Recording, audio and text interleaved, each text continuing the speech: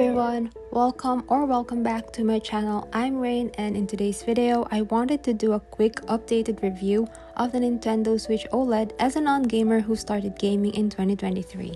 I've had this Switch for a year now, and I want to share my experience and something about it from a perspective of a non-gamer. Here are the topics that we'll be covering in this video. So first, should you buy the Switch in 2025? Why or why not? Initial gameplay experiences and challenges, integration into daily life, incorporating gaming sessions into your free time, portability, portable mode versus dock mode, durability and build quality after a year, consistency of performance and battery, overall satisfaction with the Nintendo Switch OLED experience, and reflections on personal growth as a non-gamer. So without further ado, let's get on with the video.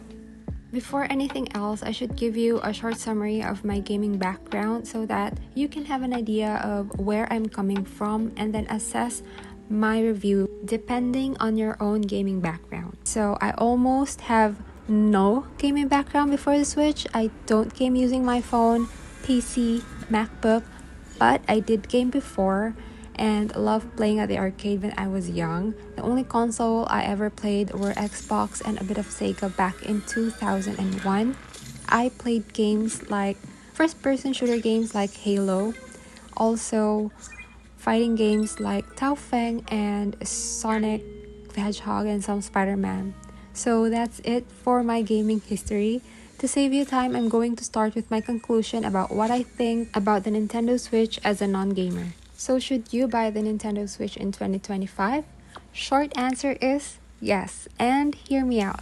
With the Switch's intensive library, it'll be a classic for years to come, and some of its games are even still light years ahead of the competitors. If you're going to game independently, get it.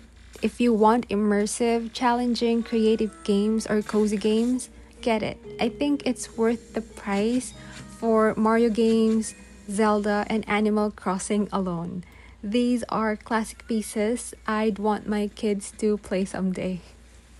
On the other hand, do not get it if you're after the online multiplayer gaming experience, or if you're an independent gamer but want that ultra high definition experience or anything higher than 60 FPS, because the Switch only goes up to 60 FPS and not more than that.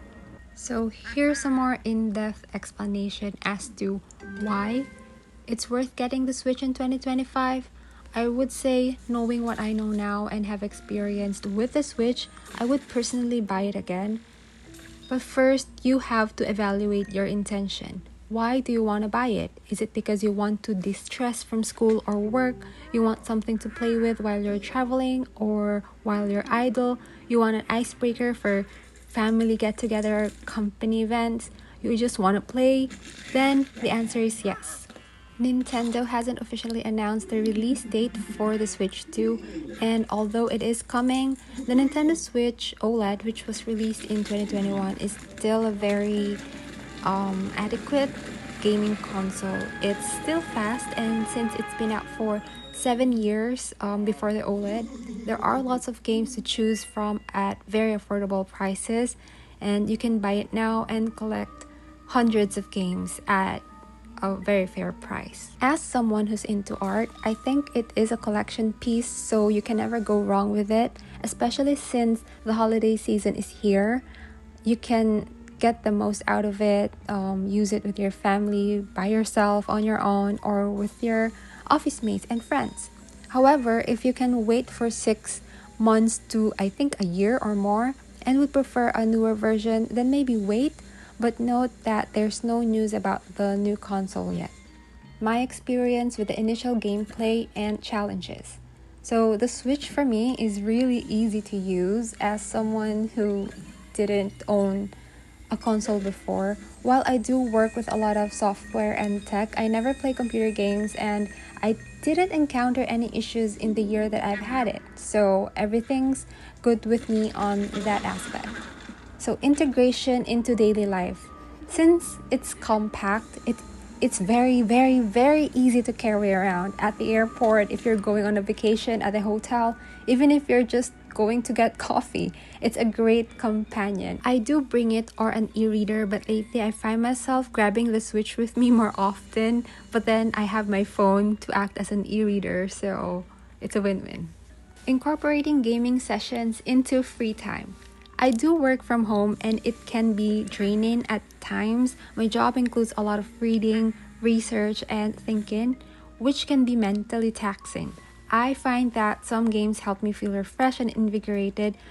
This is a great way to distress instead of turning to vaping or smoking, because with the right game, you can just take a break while exercising your brain without even realizing that you're exercising your brain.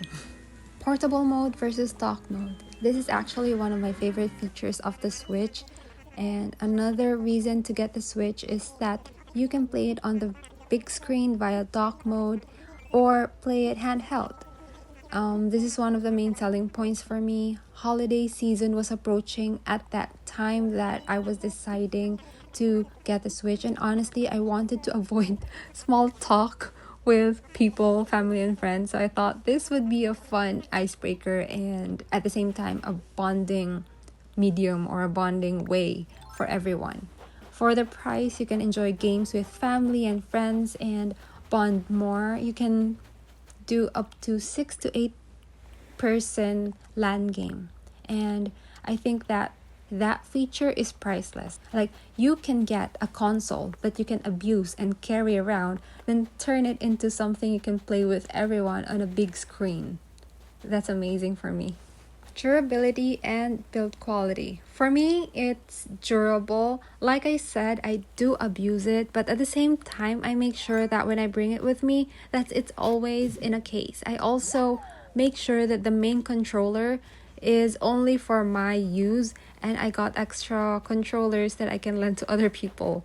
So while I do abuse it, I make sure that I provide it with enough care to maintain it. Consistency of performance and battery life. I personally haven't encountered any issues with performance and battery life. I love the battery life in this thing. It hasn't died on me and yet, and I hope it stays that way in the future. I do game for 1 to 3 hours on battery mode, and when I do go over that, I have no problem putting it on power mode, and I'm honestly very happy with the performance of the Switch so far, and I hope that it stays that way in the future. With its timeless and extensive library, the Switch is very worth it in 2025. But who should really buy the Nintendo Switch in 2025?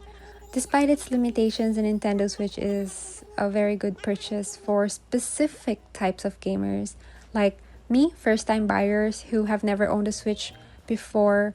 For me, the library has been very rich and rewarding. I really enjoy it, and I have no regrets with it. Families with young children can also benefit from this family-friendly games and local multiplayer options, which remains a very rare thing in the gaming industry. Also, casual gamers who also value portability and are not concerned about having the latest technology or latest online games, the Switch is an excellent choice. The caveat. Although the Switch is still a powerful console and a very capable console right now, it is prone to aging hardware in a very competitive market. On the downside, the Switch is a very old console. It's been released in 2017 and it's 2024-2025 now. It is likely to feel very underpowered compared to, next gen consoles like the PS5, PS5 Pro, or the Xbox Series models.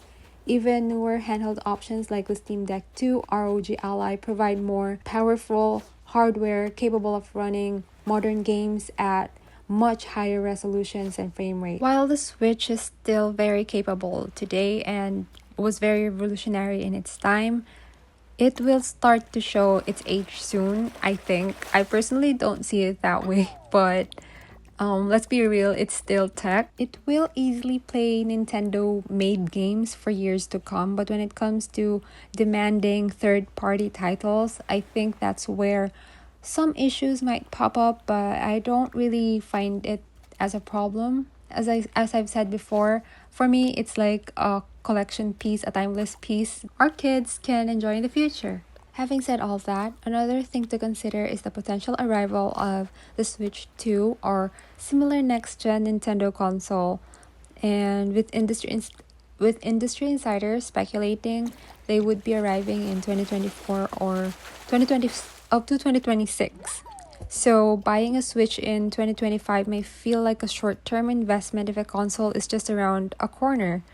And for gamers who prefer to future proof their purchase, waiting for the next iteration of the Nintendo hardware might be a better choice for you guys. So, next is how I grew as a gamer with the Nintendo Switch.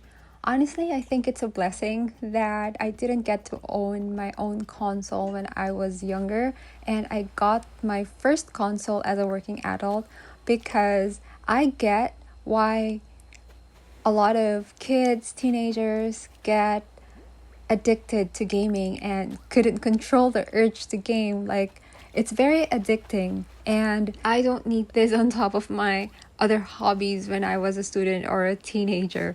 But I'm glad that I got it as a working adult because it's very hard to get addicted to something when you have responsibilities and a job to prioritize. Like, I would want to just finish a game until 8 a.m. But then I also want to read and finish reading a manhwa until 8 a.m. With the amount of self-control I had when I was a teenager, I could only imagine what would have happened if I had a gaming console like the Switch. But right now, as an adult, with life being stressful and how it can get overwhelming at times, it's nice to have a diversion like the Switch to balance. So ultimately, whether the Nintendo Switch is worth buying depends on your gaming needs, priorities, and whether you value its unique features over, raw power. While it may not dominate the market like it once did, the Switch remains the very proof that Nintendo has the ability to innovate and provide unforgettable gaming experiences. So that's it for my video. I hope it helped you out somehow. Let me know what you think, or let me know if you have any questions. I'd be happy to answer them and help you out any way I can. So until next time, thanks for watching. Leave a like, subscribe, and see you in the next video. Bye!